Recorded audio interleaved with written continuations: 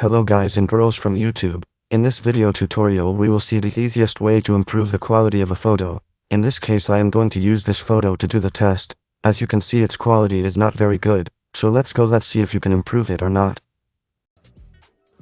We are going to use this page called cutout.pro.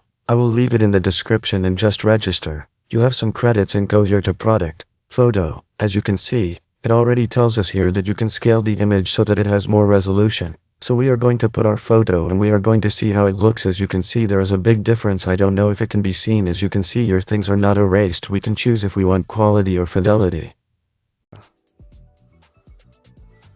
In this case, I am going to leave fidelity, which is more realistic than the image on the side, and we can download it in maximum quality like this, and we click on download, and as you can see, we already have this image much higher resolution than before, and these are the two photos. As the quality would be very noticeable, especially in these trees in the house. If you cannot differentiate the windows, but you can see much better quality. So if you like the video, give it a like, subscribe, and we'll see you in the next video. Bye.